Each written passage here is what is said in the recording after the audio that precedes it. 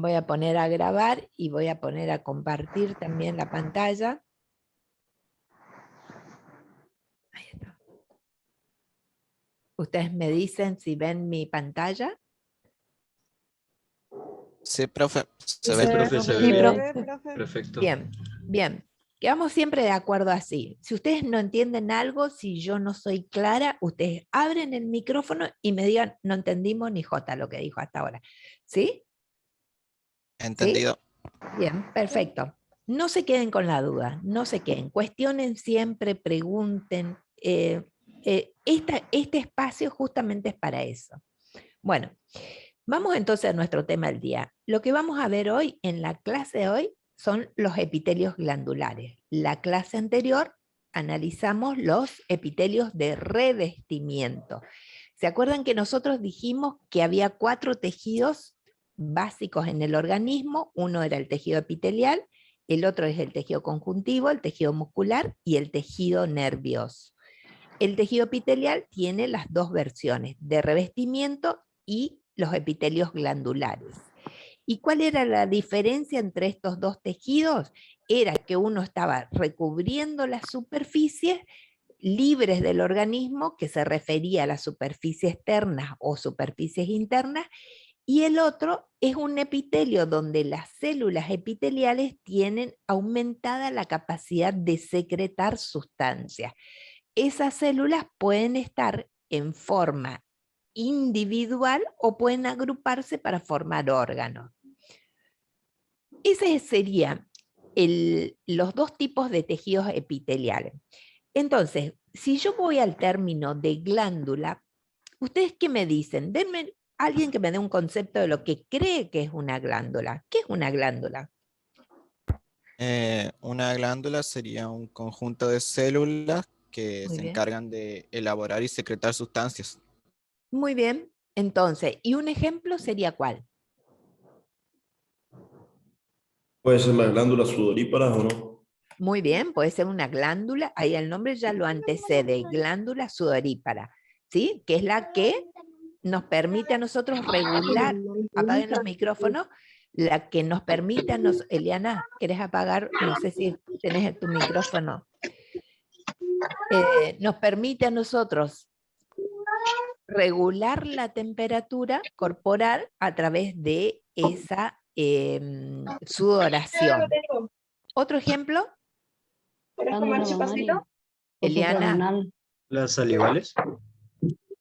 las glándulas salivales, por ejemplo, ¿sí?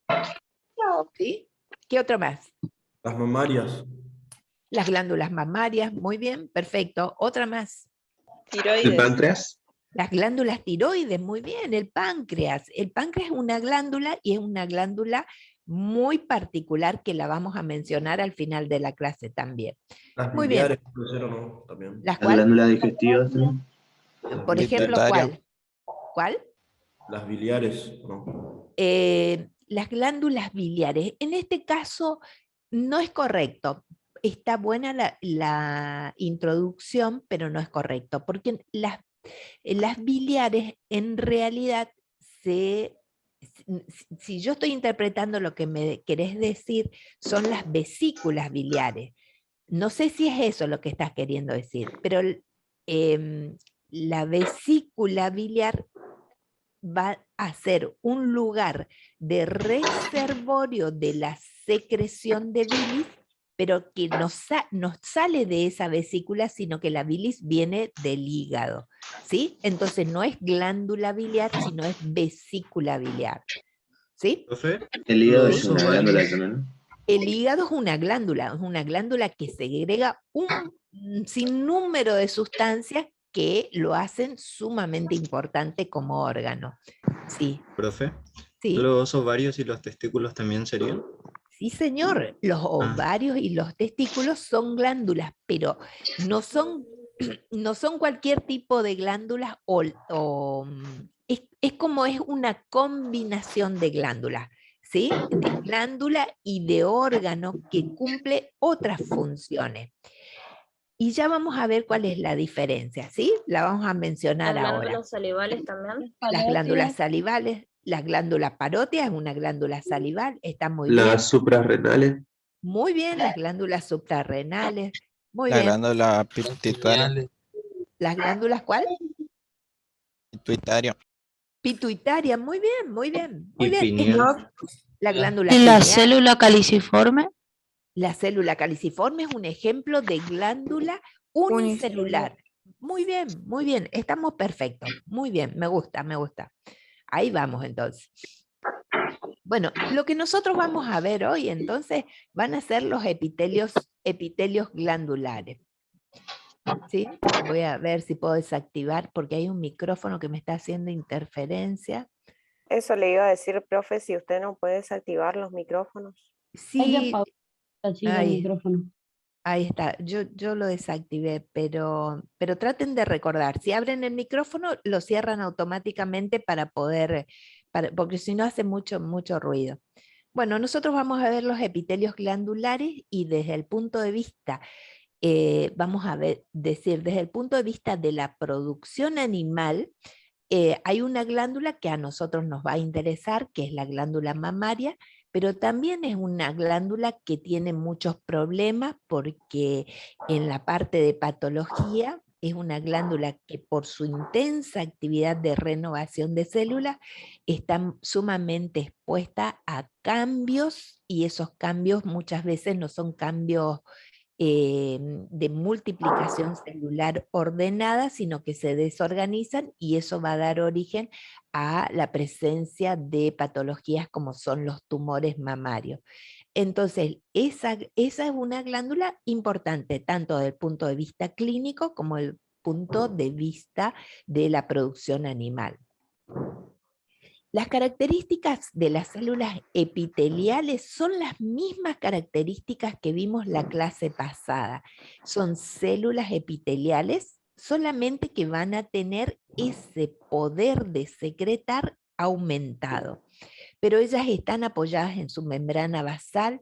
Ellas tienen esta organización celular. ¿Se acuerdan que nosotros mencionábamos como polaridad celular?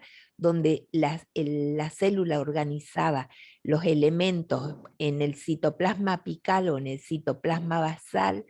Había uniones laterales que siempre estaban ordenadas, primero sonula ocludens, después las uniones de adhesión y finalmente las uniones de tipo nexo que permitían el pasaje de sustancia y las uniones que las mantenían a la membrana basal. ¿Se acuerdan de eso? Sí, Sí, profe. Bien. Y en la superficie apical las células podían tener especializaciones en la superficie, en esa superficie.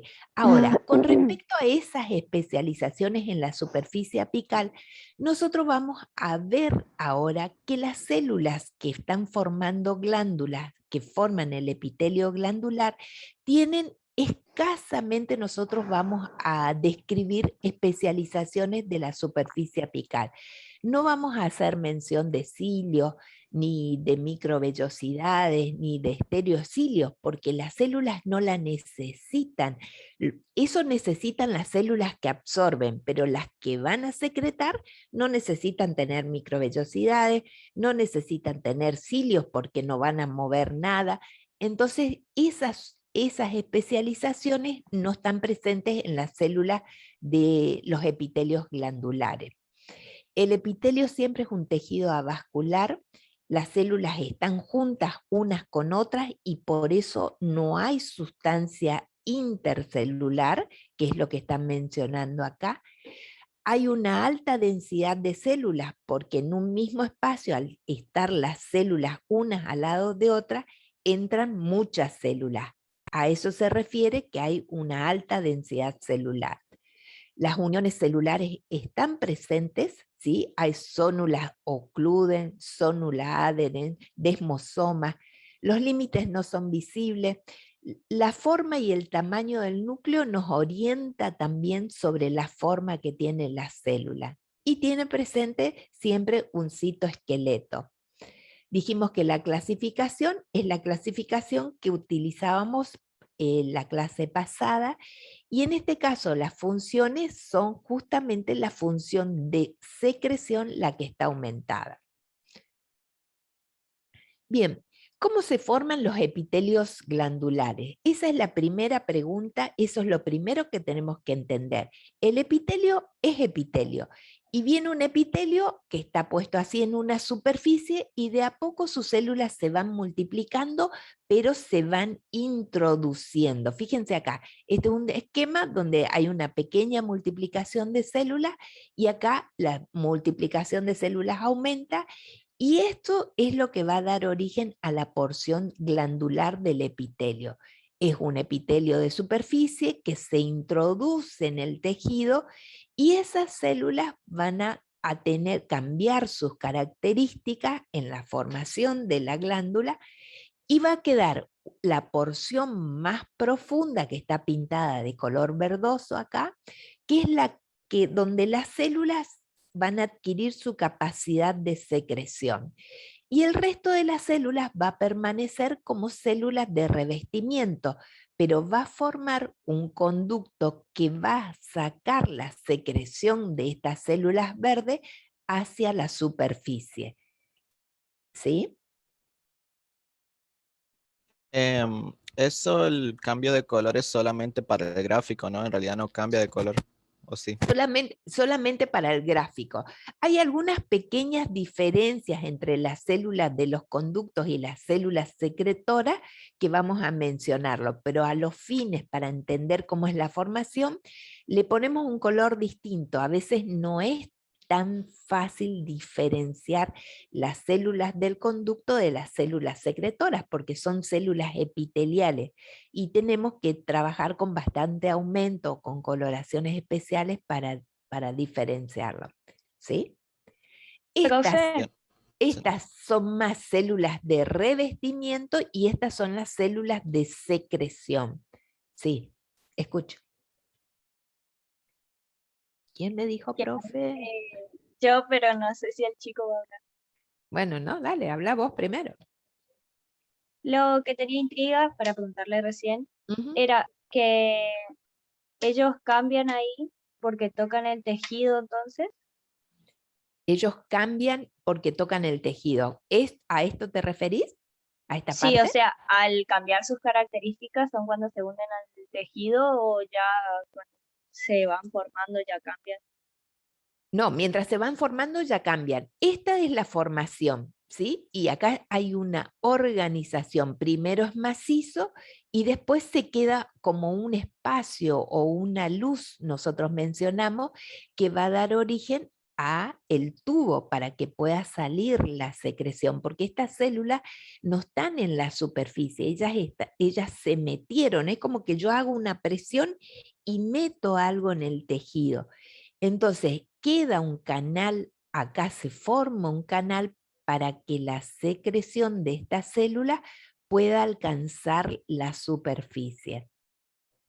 ¿Sí? Sí, gracias. Bueno, ¿quién más iba a hablar? ¿El compañero estaba por hablar, iba a decir algo? ¿No? Bueno, si después querés preguntar, no hay problema, ¿eh? Bueno, fíjense, esta es la formación de un epitelio glandular. Esta glándula tiene un conducto que saca la secreción a la superficie, pero a veces pasa que la glándula pierde esta conexión con la superficie, eso se atrofia, desaparece, y esta porción glandular no queda conectada a la superficie, sino que queda como una porción glandular dentro de un tejido, que este puede ser un tejido conectivo, por ejemplo, pero esta porción glandular, ¿dónde va a sacar su secreción? Las células, ¿hacia dónde van a llevar su secreción? Entonces, exactamente, ella se rodea de muchos vasos sanguíneos y va a sacar su secreción hacia el vaso sanguíneo. Entonces, esta es lo que nosotros llamamos una glándula de secreción exócrina, porque va a buscar una superficie que va a buscar la superficie a través de un conducto Esas glándulas son de secreción exócrina. Y las glándulas que perdieron su conexión con la superficie y su producto de secreción va a ir a los vasos sanguíneos, a esas glándulas nosotros las llamamos glándulas de secreción endocrina. Vamos a hacer la diferencia. Estas glándulas que tienen conducto que lleva la secreción a una superficie son exócrinas y, por ejemplo, son la glándula parótida, la glándula submaxilar, las glándulas sudoríparas, las glándulas sebáceas. Todas tienen conducto que lleva la secreción hacia una superficie, ya sea una superficie externa o una superficie interna. Piensen en la parótida, ¿dónde desemboca? Es una glándula salival, desemboca en la cavidad bucal. Ellas tienen conducto. Ahora, ejemplo de estas que no tienen conducto, que son de secreción endocrina, que su producto busca el vaso sanguíneo para distribuirse en el organismo, ese producto de secreción se llama hormona. Y estas glándulas de secreción endocrina elaboran hormonas, depende de la glándula que nosotros estamos hablando. Por ejemplo, la glándula suprarrenal elabora unas hormonas que son los corticoides, por ejemplo. La glándula tiroides elabora una hormona que se llaman T3 y T4. La hipófisis es una glándula que elabora muchas hormonas que intervienen en distintos aspectos del organismo. Ellas son glándulas de secreción endocrina y elaboran hormonas. El páncreas es una glándula muy importante que tenemos y que combina las dos formas. Tiene partes que elaboran una secreción exócrina que se llama jugo pancreático, que a través de conductos llega hasta el intestino y va a ayudar con la digestión. Pero también tiene pequeñas porciones de tejido endocrino que elabora hormonas, varias hormonas, pero la más importante que elabora es una que se llama insulina y que nosotros y ningún animal puede vivir si no la tiene, que sale ¿de dónde? Sale de estas porciones endocrinas que tiene el páncreas. El hígado... sería un tipo de secreción mixta. Claro, ese sería... No, la secreción no es mixta. El órgano es mixto porque tiene una parte exócrina y una parte endocrina. A otro aspecto se llama secreción mixta, que ya lo vamos a ver enseguida. ¿Qué llamamos nosotros secreción mixta? ¿Sí? Sí, profe. Entonces, hay órganos que son de secreción exócrina, parótida, las glándulas gástricas, las glándulas del esófago, las glándulas sudoríparas, las sebáceas, y hay otras que son endócrinas, la glándula tiroides, hipófisis, la glándula suprarrenal, por ejemplo, son de secreción endocrina. Y el páncreas tiene una estructura mixta. Por un lado tiene porciones exócrinas y por otro lado tiene porciones endocrinas. Bien, acá vamos a mirar un poquito. Es lo que estuvimos diciendo recién. Exócrino, ¿qué se necesita para ser exócrino? Se necesita un sistema de conducto que lleve la secreción a la superficie, o que esa célula esté directamente en la superficie y libere su producto en esa porción. Entonces, exócrina sale a la superficie a través de conductos o por la misma célula que la vuelca en esta superficie. El término endocrino está reservado para las glándulas que elaboran hormonas y que no tiene un sistema de conductos, sino que libera su secreción a través de los vasos sanguíneos. La estructura mixta es el ejemplo que estuvimos diciendo con respecto al páncreas. Y acá nosotros tenemos un término que se refiere a, que se menciona como parácrina. ¿Qué es la secreción de tipo parácrina? Es la secreción. Profe, perdón, Sí, sí, disculpe. ¿Puede volver a repetir mixto? sí. El término mixto genera una confusión. ¿Por qué genera una confusión? Porque si nosotros entendemos que el páncreas tiene una porción exócrina y una porción endócrina, podemos decir que es un órgano mixto, tiene doble secreción. Ahí empleamos el término mixto.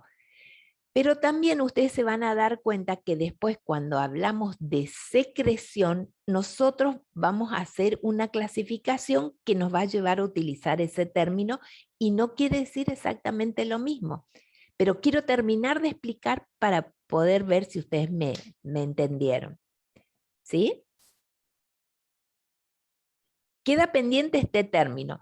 Entonces, exócrina, glándulas salivales, glándulas sudoríparas. Endocrina, suprarrenal, ¿qué otra más dije? Tiroides, por ejemplo, hipófisis. Mixto, vamos a poner al páncreas acá porque el páncreas tiene una porción exócrina y una porción endocrina. Y una secreción parácrina que ustedes van a encontrar en los libros, mencionando también, es una secreción donde la célula vuelca su producto de secreción ahí como si fuese en la cercanía solamente, y esa secreción tiene una actividad sobre la célula que está recibiendo esa secreción, ya sea una actividad de estimulación o una actividad de inhibición. Entonces, vamos a suponer que hay una célula que libera un producto, pero ese producto no va por conductos, ni va a la sangre, sino que sale a la superficie y toca las células que están al lado y le provoca una reacción. A eso se llama secreción parácrina. Quédate un ratito. Profe, una pregunta. ¿Sí?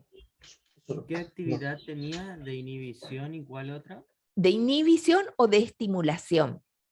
Muchas gracias. Algo le cambia en el funcionamiento a la célula que recibió esa secreción.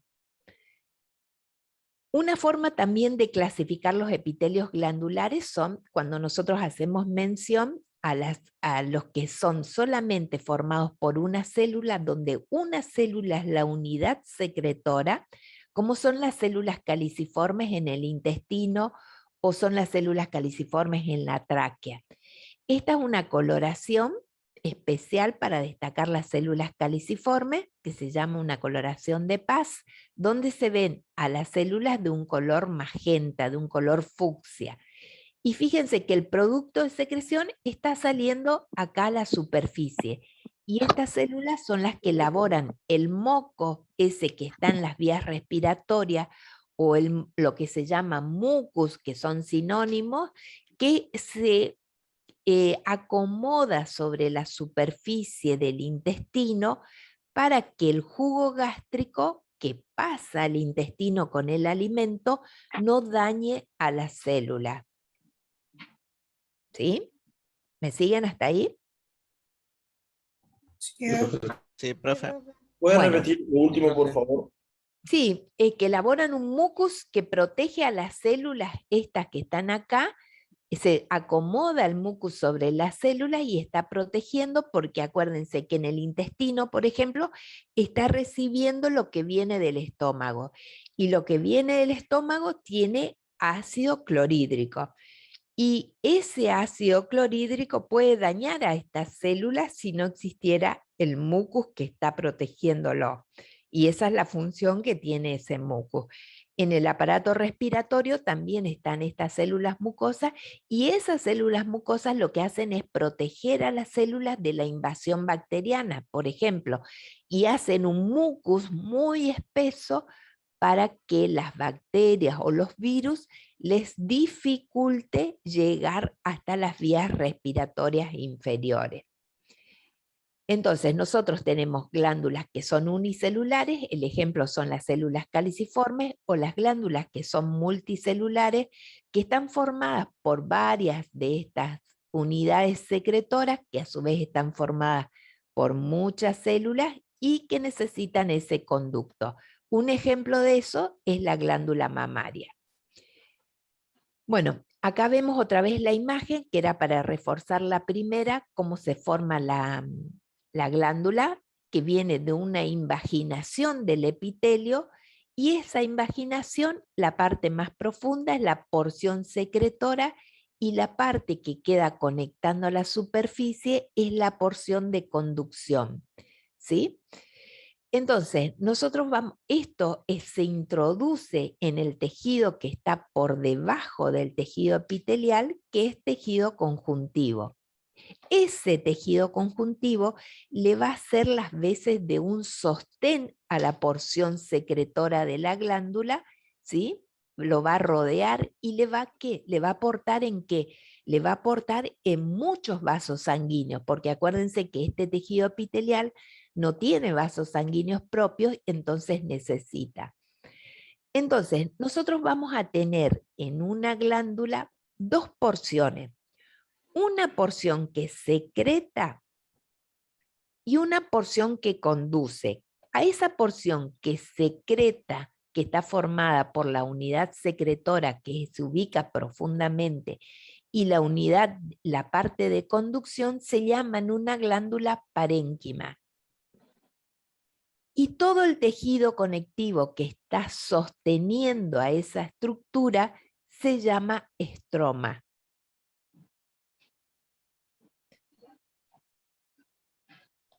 Bueno, esta es una imagen para ver otra vez cómo son las glándulas de secreción exócrina con su conducto, y las glándulas de secreción endocrina relacionadas con los vasos sanguíneos. Sí. ¿Cuáles eran las dos porciones en las que se dividía la glándula? Ahí vamos, mirá. Los elementos, entonces, cuando ustedes tienen que estudiar una glándula exócrina, van a tener dos elementos, lo que se llama parénquima y lo que se llama estroma. En el parénquima, nosotros tenemos esta porción secretora que se llama adenómero. Adenómero, que era la parte más profunda de la glándula. ¿Ustedes ven lo que yo estoy marcando acá? ¿Sí? Sí, profe. Bien. Y la porción de conducción, que forman los conductos. No es un solo conducto, porque la glándula parótida, por ejemplo, no puede tener un conducto. Tiene varios conductos pequeños, otros medianos y uno solo que es importante. Entonces, si nosotros vamos a la parte más pequeña de la glándula, tiene una porción de secreción que se llama, a ver si lo puedo marcar con mi mouse acá, esto se llama adenómero, que está escrito acá, y el conducto que está en rojo. ¿Sí? Si yo voy al adenómero, ¿qué veo? Que el adenómero está formado por las células secretoras. Y el sistema de conductos está formado por un sistema de conductos que van a sacar la secreción a la superficie. Pero el sistema de conductos funciona como si fuesen las cañerías que nosotros tenemos en nuestra casa, las cañerías que llevan agua. Van de lo más pequeño, van uniéndose y van a formar un conducto más grande, y van a unirse y van a formar un conducto cada vez más grande hasta llegar al conducto principal de la glándula. Ya lo vamos a ver un poco con más detalle a eso. Entonces, esa es la porción más importante que tiene una glándula, porque es la encargada de formar la secreción y de sacar esa secreción a la superficie. Y todo el tejido conectivo que está por fuera se llama estroma. El estroma, si yo voy desde afuera hacia adentro, está formado por una cápsula, está formado por tabiques que dividen al órgano en estructuras más pequeñas que se llaman lóbulos, y a su vez dividen en estructuras más pequeñas todavía que se llaman lobulillos. Qué difícil es esto, pero vamos a ver que lo podemos entender. Vamos primero a la porción más importante, que es la parte del parénquima. El parénquima dijimos que está formado, miren en este dibujo a ver si se pueden ubicar, por la porción secretora y su conducto. Y ese conducto se une con la porción, con el conducto de otras porciones secretoras. ¿Lo ven acá? ¿Sí? Esto es una porción secretora con su conducto que se une y forma, alguien tiene abierto el micrófono. Esto forma un conducto mayor y estos conductos se van a unir para formar un conducto mayor y cada vez va a ser el conducto más grande hasta que ese conducto junte las secreciones de todas estas porciones y lleve esa secreción hacia la superficie. ¿Hasta ahí estamos? Eso es el parénquima. Porción secretora más el sistema de conducto. Ahora vamos a ver lo que es el estroma. El estroma dijimos que es todo lo que está alrededor y sostiene a la glándula para que ella...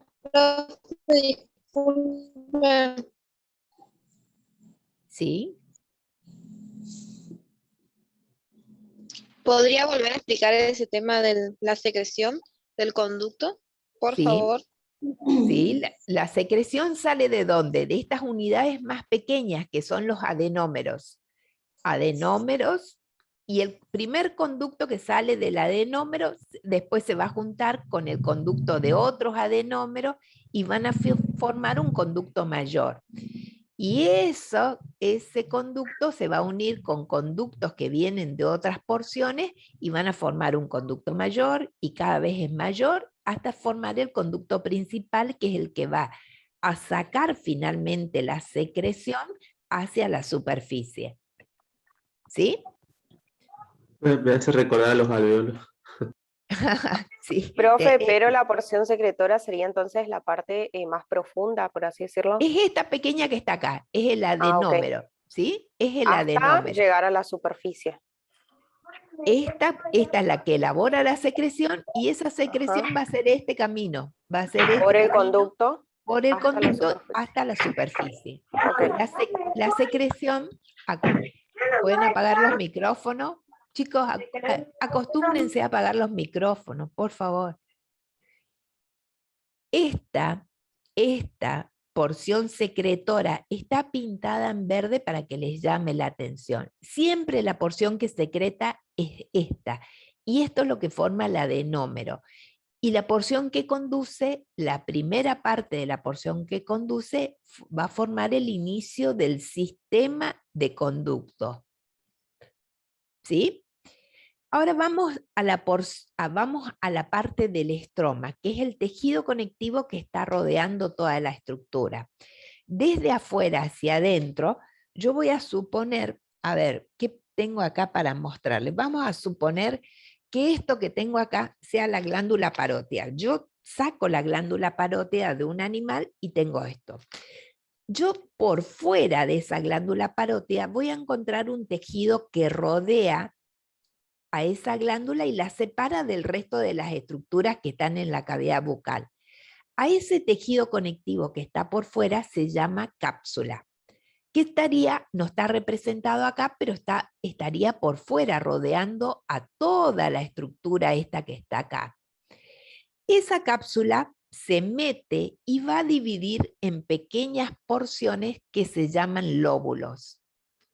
Y a su vez, el tejido conectivo que rodea un lóbulo va a dividir otra vez en pequeñas porciones que se llaman lobulillos. Todo eso es parte del estroma. Entonces, una glándula por fuera tiene una cápsula. Esa cápsula se mete y divide en lóbulos y otra vez se vuelve a subdividir en pequeñas unidades que se llaman lobulillos. Si yo miro acá en el dibujo, voy a ver que esa cápsula tendría que estar dibujada acá externamente y se mete ese tejido y va a dividir en unidades mayores que se llaman lóbulos. Esto es un lóbulo, esto es otro lóbulo, ¿Y los tabiques? otro lóbulo. Claro, se divide a través de tabiques, ¿sí? Ese es un lóbulo. Y a su vez, este tejido conectivo que está por fuera en el lóbulo se vuelve a introducir en tabiques más finitos y los va a dividir en unidades más pequeñas que se llaman lobulillos. ¿Es importante saber esto? Es importante porque hay estructuras que se ubican dentro del lobulillo y hay estructuras que se ubican por fuera de los lobulillos. Fíjense, dentro del lobulillo hay un adenómero y un conducto que sale del adenómero, que sería esta primera parte que está acá. Y hay conductos que se ubican por fuera del lobulillo, que son los que se llaman conductos interlobuliares, porque están entre los lobulillos. Ese conducto está dentro del lóbulo. Parece una mezcla, pero es solamente pensar un ratito. Estos conductos que están dentro del lóbulo se llaman intralobulares. Como estos están dentro del lobulillo, se llaman intralobuliares. Estos que están entre lóbulos se llaman interlobulares. ¿Sí? ¿Ya los mareé? ¿Podría Sí. volver a explicar? Sí, se entiende. Profe, yo tengo una pregunta. Sí. Por favor. Ahí dice conductos intralobulares, pero cuando es intralobulares son tabiques, no conductos, o es un Los término que se puede usar para... No, el conducto tiene una luz, un espacio y saca secreción. El tabique es como una barrera solamente, no es lo mismo, no es lo mismo. Entonces El no tabique, existen tabiques intralobulares. sí, fíjate, acá, este espacio que está acá es de un tabique que está entre los lobulillos, ¿sí? Entre los lobulillos. Sí, Ya sí. dentro del lobulillo ya no hay tabique, ya no, porque ya es una estructura más pequeña, no necesita tanto, ¿me entendés? Dijiste Perfecto. bien, dijiste O sea, bien. usted se refiere a los tubos, o sea, cuando está por fuera sería inter, no, cuando está adentro sería inter, y cuando está afuera sería intra y inter, así sería. Cuando está dentro es intra, el prefijo que lleva es intra. Puede ser que yo haga referencia al lobulillo, entonces digo intralobulillar. Pero ese intralobulillar también está dentro del lóbulo, entonces es intralobular. ¿De acuerdo? O sea, el tubo es intralobular, pero una vez que ingresa al lobulillo sería lobulillo, intralobulillar. exactamente. Este, por ejemplo, a ver si pueden mirarlo acá, es interlobulillar. Pero si lo miro desde el punto de vista del lóbulo, es intralobular. ¿Qué mezcla, no? Tiene dos nombres, Claro. dependiendo del punto de vista. Exactamente, de acuerdo a dónde está posicionado. Si yo lo miro dentro del lóbulo, todos los tubos que quedan dentro, todos los conductos que quedan dentro del lóbulo son intralobulares. Los conductos que quedan entre los lobulillos son interlobulillares. Pero los conductos que quedan dentro del lobulillo son intralobulillares. ¿Sí? ¿Esa es pregunta de examen? Y no te van a preguntar cómo se llaman los conductos que quedan. Eso no te van a preguntar, pero sirve No, para... pero me pueden hacer marcar o no. Exactamente, y sirve para reconocer. Si ustedes se ubican en este esquema, ¿qué es un conducto? ¿Cuál es el conducto que están queriendo razonarlo? Después es fácil, no es algo difícil. Fíjense, la unidad secretora y el conducto que está dentro del lobulillo. Los conductos que quedan entre los lobulillos y los conductos que quedan entre los lóbulos de la glándula. Lo tienen que mirar más de una vez y van a ver que no es tan complicado, pero si lo saben, les va a facilitar después entender el resto de la organización. Y esto mismo se aplica a las glándulas parótidas, se aplica a la glándula mamaria, por ejemplo. Entonces, esta organización es la que predomina en las glándulas. Vamos a ver esto, a ver si lo podemos representar así para tratar de familiarizarnos. En esta imagen, ¿qué es lo que yo les quiero mostrar a ustedes? Esta es la porción secretora, ¿sí? ¿Sí? Sí, profe. Sí, profe. Ustedes ven que cada una de estas porciones secretoras está conectada a uno de las ramitas del cabito del racimo de uva, que ese cabito cada vez se va haciendo más grueso, ¿sí? Bueno, cada una de estas uvas tiene su conducto que se va uniendo al cabo más grueso. Ahora, si yo junto, ¿esto qué sería para ustedes? ¿Por qué puse de colores diferentes? Un lóbulo. Cada uno es un lóbulo distinto. Lóbulos. Exactamente, podría ser interpretado como diferentes, en este caso vamos a interpretarlo como diferentes lobulillos, porque este es un lobulillo, este es otro lobulillo y este es otro lobulillo. Si yo junto a esto voy a tener lo que se llama un lóbulo, ¿sí? Sí. Sí. Entonces, estos tres tipos diferentes de colores de uva forman un lóbulo. Esto es un lobulillo, esta es la unidad secretora, que es el adenómero, con su conducto, que en este caso no lo estoy viendo, pero sé que está ahí. ¿De acuerdo? Sí, profe. Sí, profe. Sí, profe. Bueno. Esto no es difícil, solamente que tiene algún grado de clasificación que por ahí uno se le complica. Entonces utilizamos la clasificación de glándulas que son simples y glándulas que son compuestas. Las glándulas, vamos a ver ahora en el dibujo que les voy a mostrar, pueden clasificarse también en glándulas tubulares, glándulas de forma acinosa, glándulas alveolares, glándulas saculares o combinación, de acuerdo a la forma que tiene la porción secretora.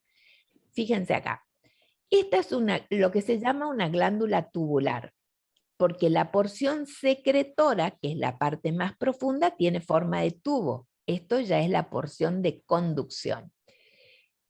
Esta es una forma, fíjense cómo cambia la forma acá. Esta ya es una forma de alvéolo, ¿sí? Ya tiene una forma de alvéolo, ya no es más un tubo. Entonces, el micrófono. Entonces, el tubo es esta forma, la forma de alvéolo o de acino que se parecen entre ellas, predomina en otro tipo de glándula. Esta es una glándula que tiene una forma tubular enrollada, ¿sí? Y esta es una glándula compuesta porque tiene varios adenómeros que están utilizando un mismo conducto para llegar a la superficie. Entonces, Profe, en el Génesis dice que es una glándula simple esa. Sí, es una glándula simple porque tiene un conducto que está, una glándula simple que es ramificada, entra dentro de esa clasificación. ¿Sí? ¿Sí? Bien. Acá lo que está mostrando el gráfico es la forma que tiene la porción secretora, tubular simple, tubular enrollada. Esta es ramificada acá en la forma del alvéolo, en la forma acinosa o alveolar, porque la porción secretora tiene una forma redondeada. Fíjense la cantidad de unidades secretoras que va a venir acá a este sistema de conducto. Y esta es una combinación de esas unidades secretoras. ¿Sí? Entonces, volvemos a Sí, la profe. clasificación. Volvemos a la clasificación. Pueden ser simples compuestas, pueden ser tubulares, dentro de esas tubulares pueden ser rectas, pueden estar enrolladas o pueden estar ramificadas, como dijimos acá, ¿sí? Simple, recta, enrollada, ramificada. Acinosas, si la forma secretora tiene forma redondeada o forma alveolar, puede ser en forma de saco, que no está puesto el esquema ahí en este que yo les mostré, falta un esquema, pero después ya vamos a ver el ejemplo. Pueden ser también una combinación de túbulo alveolar o túbulo acinosa, cuando las formas estas se combinan entre ellas. Hay otra clasificación de las glándulas que hace mención a la forma en que van a secretar. La forma en que van a secretar. Esa porción secretora, vamos a ver si la puedo mostrar acá. Paréntesis. Acá les muestro, fíjense, esto que estaba acá, está acá en esta diapositiva. Esta es una glándula tubular. ¿La ven acá? Las células epiteliales están juntas, unas al lado de otra, y esta es la glándula en forma tubular. Esto que está acá en esta diapositiva es cuando la glándula tiene, la porción secretora de la glándula tiene una forma de acino, es una forma redondeada, donde las células están unas al lado de otras y tiene una pequeña luz acá en el centro, que es el lugar donde se vuelca la secreción. Esto, por ejemplo, es una estructura que aparece en glándulas como son las glándulas salivales o el páncreas. Ejemplo de esto es la glándula que aparece en el estómago, que más adelante nosotros vamos a verla. Y acá hay otra forma, fíjense la diferencia que hay entre esta porción secretora y esta porción secretora. Esta tiene muy poca luz acá en el medio y esta tiene mucha luz. A esta que tiene mucha luz se llama alvéolo. Y este es un ejemplo de lo que pasa en la glándula mamaria. Entonces, nosotros en esta diapositiva vemos glándulas tubulares, como son las glándulas gástricas, glándulas en forma de acino, como son las glándulas salivales o el páncreas, y esta es en forma de alvéolo, como es la glándula mamaria, donde hay mucha luz y el producto de secreción está acá en el centro. ¿Estamos? Sí. Bueno, acá dijimos también que podía ser ramificada. Fíjense cómo acá aparece el conducto y acá está la ramificación de esas glándulas. ¿La ven? ¿Ven? Sí, ¿Sí? sí, profe. Sí, profe. Esto es como se ve en la microscopía. Bien. Dijimos que teníamos una clasificación también que hacía mención a la forma como se secretaba. A la forma como se secreta, nosotros podemos dividir a las glándulas, mencionarlas como de secreción merócrina, apócrina y holócrina. La secreción merócrina hace referencia a la secreción donde las células no sufren ningún cambio en ese proceso. Las células secretan y su citoplasma queda intacto. A diferencia de las glándulas de secreción apócrina, donde parte del citoplasma apical se pierde en el proceso de secreción. Todo este citoplasma, se pierde y sale a la luz y se elimina por el conducto de secreción. A eso se llama secreción apócrina. Y secreción holócrina hace referencia a la participación total de la célula en el producto de secreción. O sea, la célula sale, se desprende y forma parte del producto de secreción. Secreción merócrina no cambia, secreción apócrina cambia la parte superior de la célula que se pierde, y secreción holócrina es donde toda una célula forma parte de la secreción. ya voy. La secreción merocrina, ejemplo, es una glándula salival, por ejemplo, que no cambia para nada la célula, sino que su producto lo libera y la célula sigue íntegra trabajando en el próximo producto que está elaborando. La secreción apócrina, ejemplo de esto, es la glándula mamaria, donde parte apical de la célula se pierde, formando parte de la leche. Y la secreción holócrina, que es donde las células se van desprendiendo y van formando parte del producto de secreción, es la glándula sebácea. Sí, ¿qué me querías preguntar? No, pasa que no había entendido muy bien cómo era la célula apócrina, pero ahora con el ejemplo entendí mejor. Perfecto, muy bien. Entonces, merocrina, apócrina y holócrina es una clasificación que hace referencia a la forma de secretar. Tubular, alveolar, acinosa es una clasificación que hace referencia a la forma que tiene el adenómero. Y ahora vamos a... Doctora, una consulta. Sí. ¿Me podría volver a repetir en qué glándulas tendríamos cada tipo de secreción, por favor? ¿Es de estas? Sí, merocrina, merocrina, glándulas salivales. Apócrina, glándula mamaria. Holócrina, glándula sebácea. ¿Sí? ¿La sebácea Muchas cuál era? gracias. ¿Cuál? Profe, Sí. La sebácea. La sebácea es holócrina. ¿Sí? ¿Vamos? La forma, el producto de secreción puede ser un producto seroso cuando tiene proteínas que le van a dar a ese citoplasma una característica especial. Un acino de secreción serosa se ve de esta forma. Se ve como, por ejemplo, acino era el adenómero redondeado, ¿se acuerdan?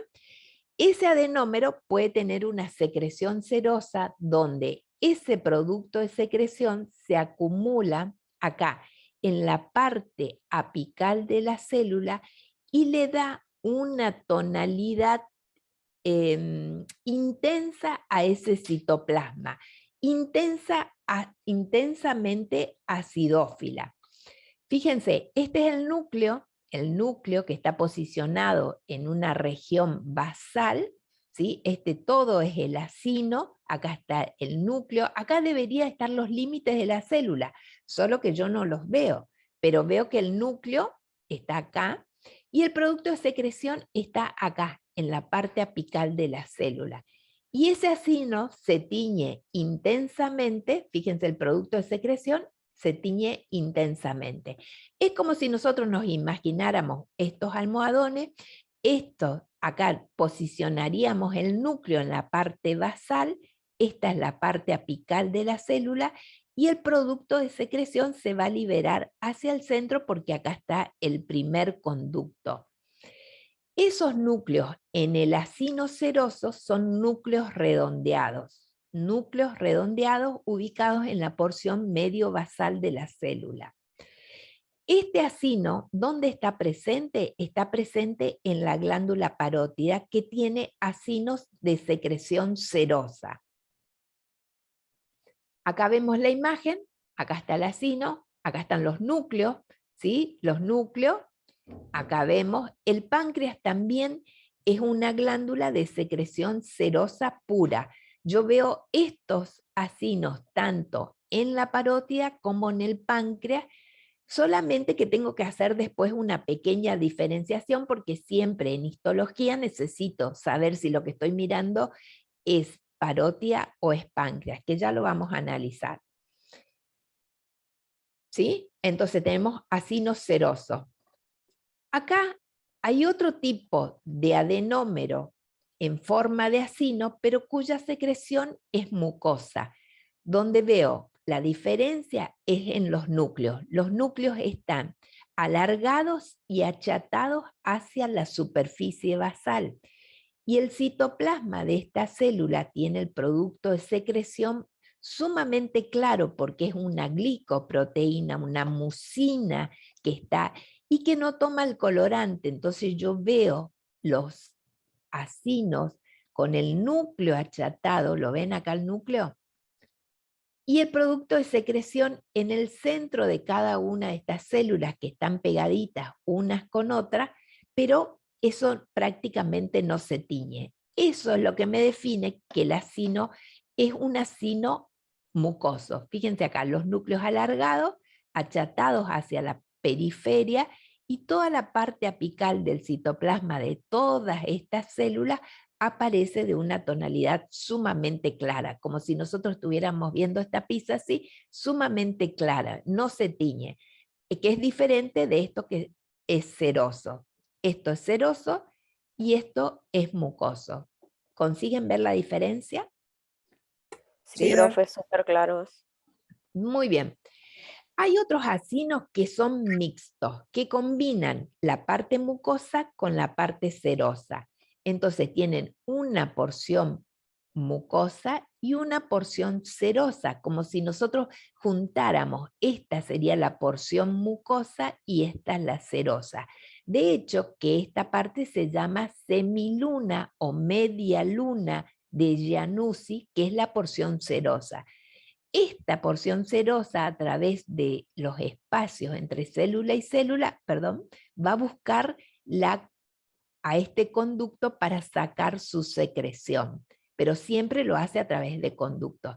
Y esta es la microscopía, fíjense, esta es la parte cerosa y esta es la parte mucosa, tal cual se ve acá. Vamos a los ejemplos. Ejemplos de acinos cerosos donde tenemos en la glándula parótida, por ejemplo, cerosos puros, y en el páncreas. Acinos mucosos tenemos en la glándula también salival, que se llama submaxilar o sublingual, y acinos mixtos tenemos también en la submaxilar y en la sublingual. Entonces, la parótida es acinos cerosos puros, la sublingual y submaxilar tienen acinos mixtos, tienen acinos mucosos y a veces encontramos algunos acinos cerosos, pero la mayoría son mucosos y mixtos. El páncreas tiene acinos cerosos. ¿Sí? Sí, profe. Bien. Esta es otra imagen, pero ya no es más de las glándulas salivales, sino es de la glándula mamaria. Esto ya no es más un acino. Acá hay mucha luz. Nosotros en estas glándulas, fíjense que no, en las glándulas salivales casi que no encontramos luz. Acá yo sé que está la luz, ¿sí? Pero prácticamente no se ve, porque el espacio es muy reducido. Sin embargo, fíjense, acá no se ve prácticamente la luz, no se ve, acá debería estar, pero prácticamente no se ve. Ahora en esta imagen se ve mucha luz, estos espacios están acá. Esto es una imagen de la glándula mamaria. Nosotros ya no hablamos en la glándula mamaria de acinos, sino que hablamos de alvéolo mamario. ¿Por qué? Porque el adenómero tiene otra forma, tiene ya una luz más amplia. Esta es una glándula mamaria donde el producto de secreción, la leche, está ubicada todavía acá en el centro buscando la salida a través del conducto. Esto es con más detalle un alvéolo de la glándula mamaria, este es el producto de secreción, y las células epiteliales que están secretando son estas que están acá. Y la membrana basal de estas células epiteliales tiene que estar acá. Yo no la veo, pero yo sé que ellas están apoyadas contra la membrana basal que le está dando un sustento en la base. Esta es una imagen de piel para ver acá. Esto que ustedes están viendo acá son glándulas sebáceas. Las glándulas sebáceas son un ejemplo de glándulas de secreción holocrina, ¿se acuerdan? Toda la célula participaba de la secreción y de acuerdo a su estructura, ellas están clasificadas como glándulas saculares. Ya no son tubulares, no son acinosas, no son alveolares, son como si fuesen sacos, porque si yo miro con más aumento, todo esto es la glándula, es un saco de una glándula sebácea. Esto que está acá, de células claras, porque ellas tienen mucho lípido en su citoplasma, y ese lípido no se tiñe con la hematoxilina y eosina, aparecen como células claras. Y estas células, a medida que se van alejando de esta membrana basal, ellas van a ir buscando el conducto y se van a desprender. Glándula de forma sacular y de secreción holócrina. Toda la célula participa de la secreción. Esto que ven acá ya es una glándula de tipo sudorípara. Estas glándulas sudoríparas son glándulas que tienen una disposición generalmente enrollada, son como si fuesen más bien tubulares y que se enrollan entre ellas, se enrollan, y por eso el corte las va tomando en diferentes porciones y me da esta imagen que está acá. Esto que ustedes están viendo acá es un folículo piloso. Esto es una glándula sudorípara, sí. ¿Se enrollan sobre sí mismas o sobre otras? Exactamente, no, se enrollan como si nosotros, a ver, perdón que la mareo un poquito, pero voy a buscar este esquema, es como esto, ¿sí? Entonces cuando yo lo corto en el micrótomo acá para hacer los preparados, voy tomando diferentes porciones de esa glándula que se enrolló, ¿sí? ¿Sí? Claro, porque toma una capa nomás, digamos. Claro, el corte los va tomando así, entonces de acuerdo al lugar donde se enrolló, y no es que esté una sola glándula, sino que hay varias glándulas que pueden estar apareciendo en el corte, ¿sí? Bueno, esto solamente para... nosotros vamos a volver a ver esta glándula cuando veamos la parte de piel, y cuando vamos a mencionar a la glándula cuando veamos aparato reproductor. Esta misma estructura es la que nosotros tenemos formando la glándula mamaria. Esa disposición en la porción secretora con sus conductos, formando el conjunto, un lobulillo, y el conjunto, un lóbulo, va a formar lo que es la glándula mamaria. Forma todas esas glándulas mamarias, la cantidad de glándulas mamarias va a depender del animal que nosotros estemos analizando. La vaca, por ejemplo, tiene 4 glándulas mamarias, la oveja tiene 2 glándulas mamarias, la cerda puede tener 6 o 8 glándulas mamarias de cada lado de la línea media. Entonces, depende de la especie la cantidad de glándulas. Esa glándula tiene esta composición que nosotros estuvimos viendo. El conjunto de la glándula mamaria se llama ubre.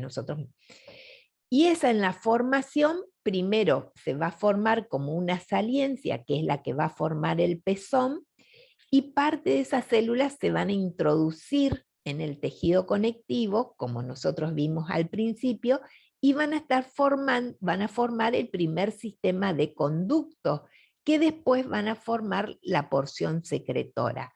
¿Cuándo pasa todo esto? Cuando el animal está siendo gestado. Cuando nosotros tenemos una perra, una oveja que está preñada, y los fetos que se están formando están teniendo este proceso que es sumamente importante.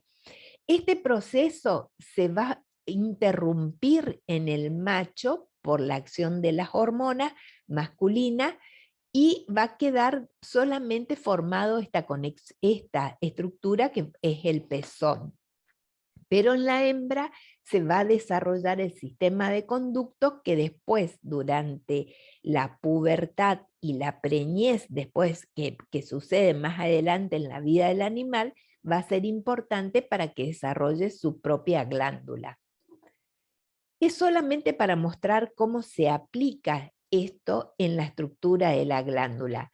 Nosotros acá vamos a ver el lobulillo, con su unidad secretora, en este caso la unidad secretora es el alvéolo con su sistema de conducto. Es como si estuviéramos viendo el racimo de uvas. Este es un lobulillo, este es el otro racimo, y el conjunto va a formar un lóbulo.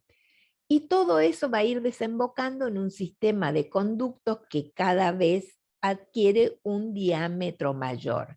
Era lo que estuvimos explicando anteriormente. ¿Sí? Acuérdense que la secreción es de tipo apócrina, solamente la parte apical de la célula se pierde durante el proceso de secreción y se llaman alvéolos mamarios. Para todo eso, este alvéolo mamario va a estar recubierto acá en la parte externa en la parte basal de la célula se va a unir otra célula que se llama célula mioepitelial. Y sí. ¿Esa parte que se pierde del citoplasma de la célula se regenera o...? Sí, se regenera. Sí. No hay de qué.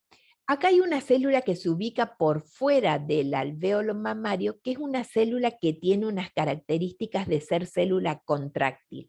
Y la función de esa célula, que se llama célula mioepitelial, le sirve para contraerse y ayudar en la expulsión de ese producto. Es como que le aprieta a todas las células, entonces ellas pueden liberar su producto de secreción. ¿Sí? Entonces, acá hay una célula mioepitelial. De hecho, que sobre esa célula mioepitelial va a trabajar una hormona que vamos a ver más adelante que se llama oxitocina. Y esa hormona se libera cuando la vaca está escuchando a su ternero que está mugiendo, y cada vez que lo escucha se va liberando porque le provoca un estímulo. Entonces esa hormona trabaja sobre esas células que están por fuera del alvéolo y le ayuda a contraerse. Entonces la leche va saliendo y ese es un estímulo que tiene el organismo para ir sacando la leche de los alvéolos y llevarlos a través del conducto para que salgan por el pezón. Por ¿Sí? eso, profe, ¿Mm?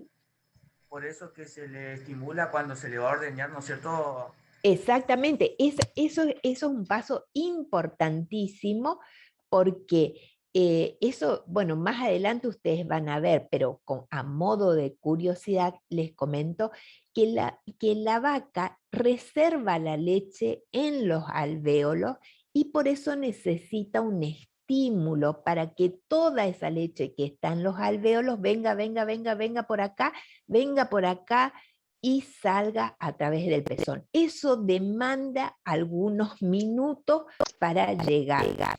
Y hay otras especies, como por ejemplo la cabra o la oveja, que ellas no reservan la leche acá, sino que reservan en un espacio que está un poquito por arriba del pezón, que se llama seno lactífero.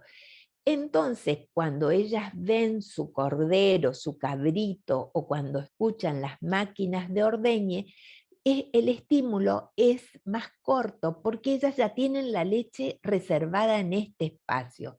No es como la vaca que necesitan un estímulo un poquito más prolongado porque la leche tiene que bajar de los alvéolos a este espacio y salir a través del conducto. Pero eso es solamente un comentario, eso nadie les va a preguntar en esta instancia, pero sirve como para atar para qué nosotros estudiamos esto. Esto es una imagen. Quiere decir que se acostumbran al sonido de la máquina para dar leche.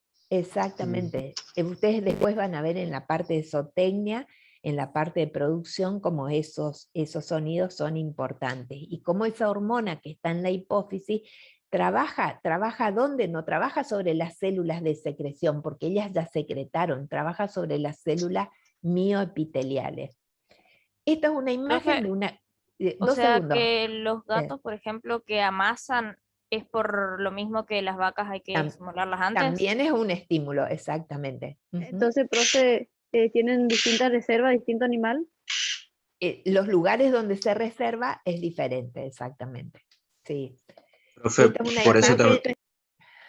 Ya sabía que lo iba a llamar la atención este dato. Pero 2 Profe, segundos. por eso es importante también que. No, Dale. no, ya está. No, por favor. Por eso es No, quería importante que... consultar si por eso es importante también que el animal, por ejemplo, la vaca, esté tranquila al momento de ingresar a todo eso de la sala de ordeño y eso, ¿no? Eso que vos dijiste es sumamente importante y menos mal que insistí para que lo diga. O ¿Qué sea, pasa? porque, o sea, si el animal, por ejemplo, hablando de la vaca, se estresa Sí. en el transcurso que va a entrar a la sala de ordeño, por ejemplo, Sí. hace que la leche suba, sería, y no, ni después, En realidad, ni no el es que la... estímulo, sí, perfecto. ni el Ahora, estímulo, la ayuda sería. exactamente. La leche no es que sube, la leche ya está arriba. Lo que pasa es que la leche no baja en realidad. ¿Por qué? Porque cuando el animal se estresa, sale otra hormona que son los corticoides. Y esos corticoides que hacen impiden que se libere oxitocina. Y esa oxitocina que no se libera porque el animal está asustado, hace que las células, esas mioepiteliales, no produzcan esa contracción del alvéolo y por eso la leche no baja. No es que la leche sube, sino que la leche no baja. Y por eso es tan importante trabajar con tranquilidad, trabajar sin perros, trabajar sin gritos, todo eso, porque si no la oxitocina no se libera, las células no contraen y la leche queda reservada en el alvéolo. ¿Sí? ¿Está? Bien. Sí, Yo profe, gracias. tengo una consulta. Sí. Esa parte de citoplasma que se pierde de las células, o sea, de la glándula mamaria, ¿vendría a Sí. pertenecer al calostro? En algún momento es parte del calostro. El calostro es la primera secreción de la glándula que se produce unas horas antes del nacimiento y se conserva un día o 2 días después.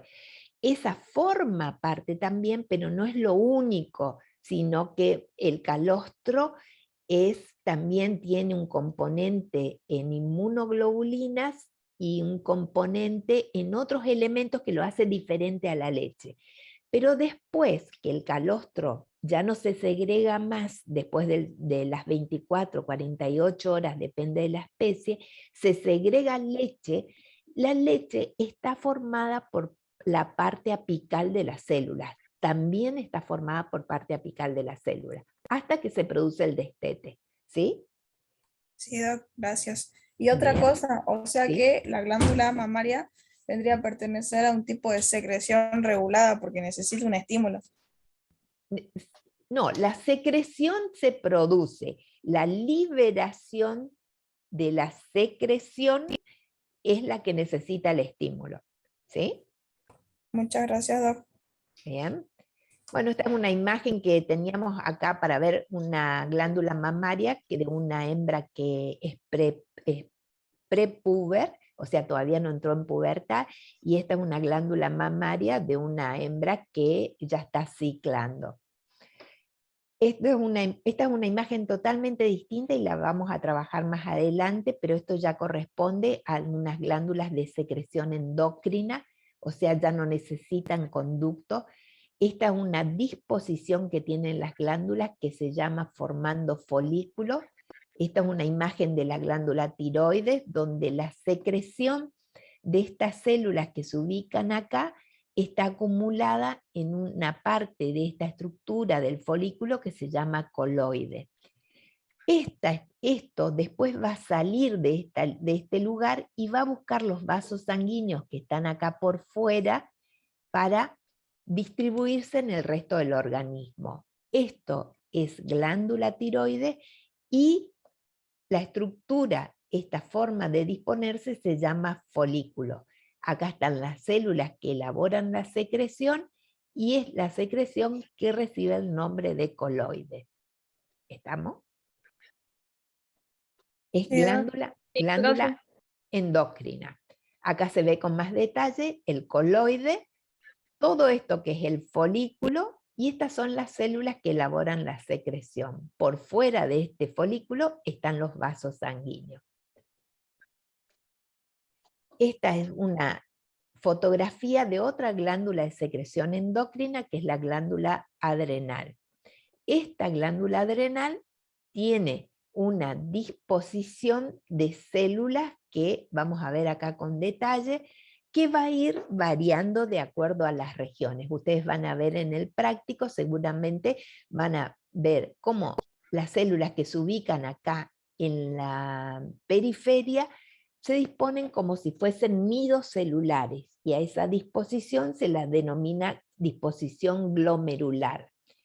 A diferencia de estas células que se disponen acá como si fuesen fascículos o cordones, y a esta región o a esta disposición se la llama disposición fascicular o cordonal.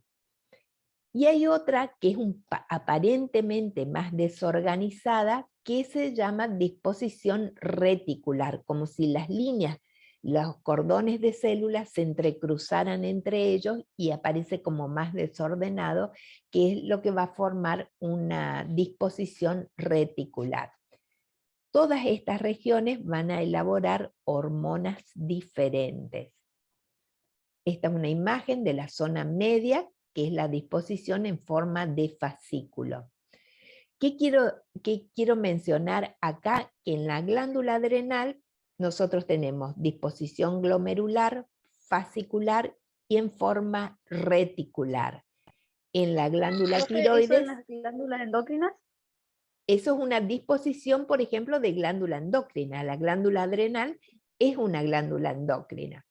La tiroides también es una glándula endocrina, pero se dispone en forma de folículos. ¿Sí? Y acá tenemos una imagen de páncreas, que el páncreas dijimos que es una glándula donde hay una combinación de estructuras, por eso denominamos que es una glándula mixta, porque tenemos la secreción exócrina, que van a formar estos acinos serosos, que los estuvimos mencionando antes, y la secreción endocrina, que está formado por estas estructuras que reciben el nombre de islotes de Langerhans.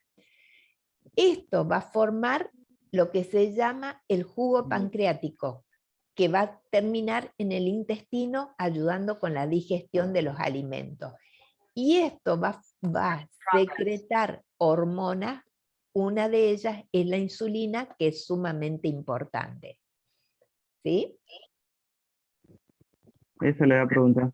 Una de las secreciones del páncreas es la insulina, la más importante. Exactamente. Exactamente. Bien, entonces vuelvo para ahí. Muy bien. Ahora voy a parar la grabación. Vamos a detener.